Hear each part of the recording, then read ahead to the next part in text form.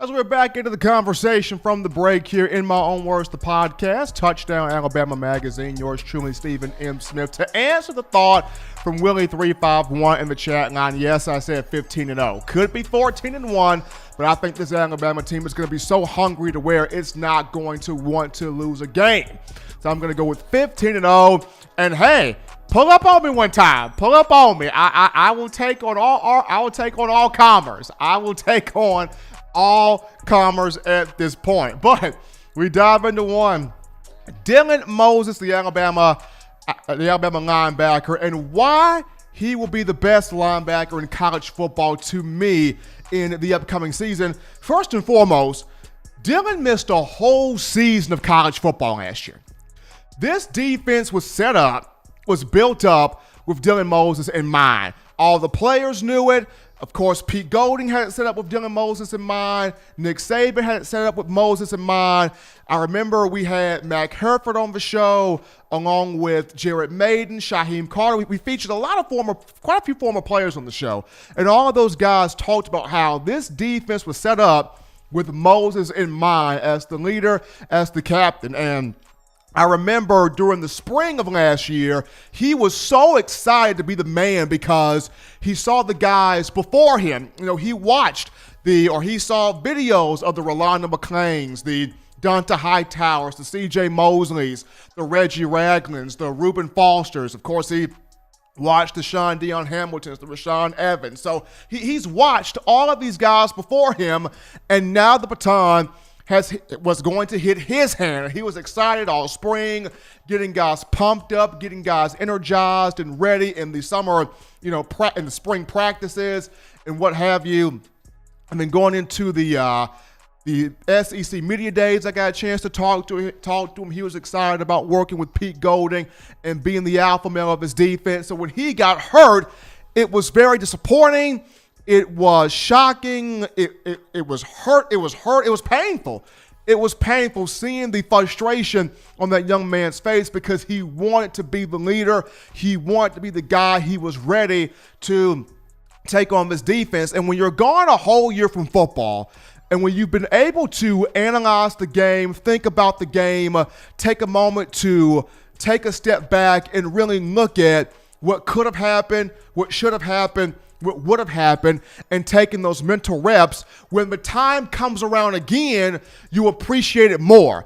Dylan Moses is going to appreciate more being on the field. He's going to appreciate more being around his teammates. He's going to appreciate more being around his brothers. He's going to appreciate more having that communication down, because in the back of his mind, he's going to know, I don't have to have this. I didn't have it last year. It was taken away from me last year. It was robbed of me last year. I did not get that chance to be with my guys, my defensive players, my brothers, my teammates. This was supposed to have been my defense. If I would have been out there, Alabama's a top 5 defense. If I would have been out there, we're in the top 5. We're number 1 in every single category, and that's what's going through Dylan's mind, not wanting to have that again. So missing the whole season, getting the chance to think about it, contemplate it, take a step back, see what happened, and see what could have happened.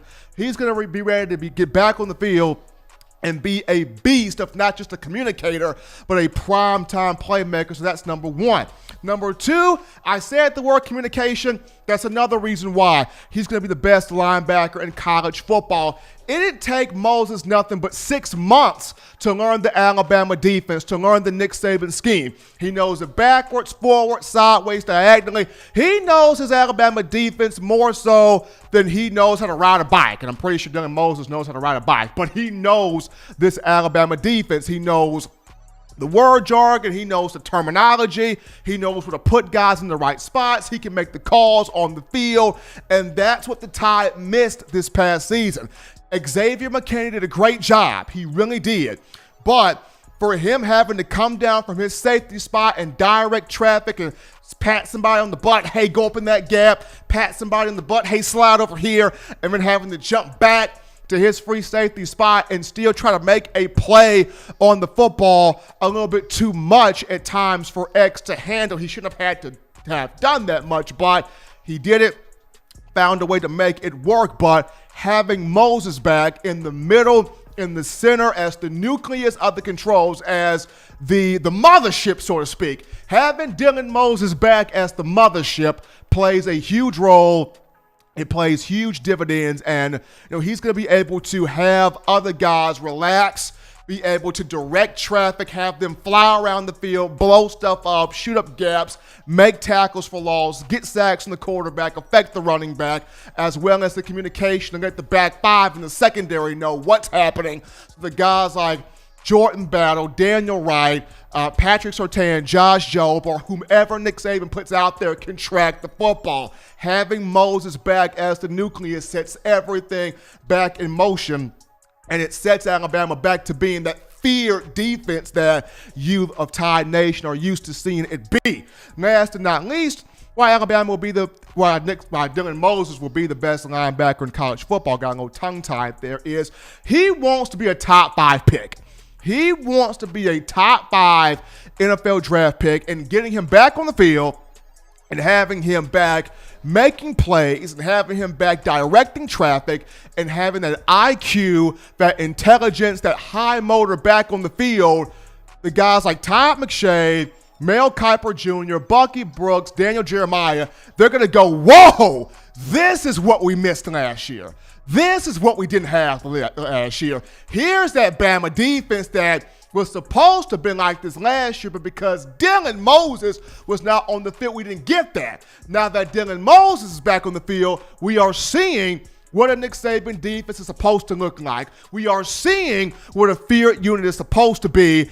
And with Moses captaining and anchoring this front, now we see Dylan Moses for what he is, which is a top 5 draft pick in the 2021 NFL venue. So he missed the whole season. He's going to be ready to be back dominant again, being back on the field with his brothers.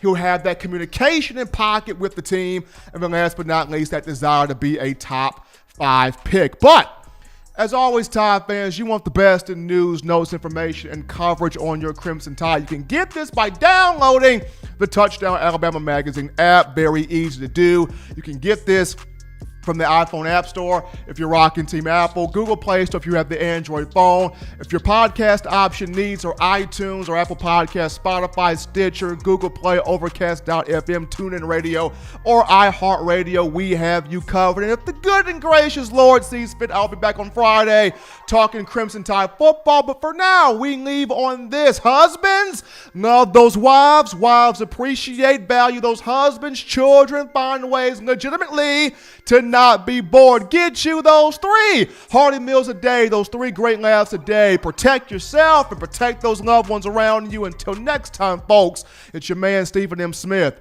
This has been In My Own Words.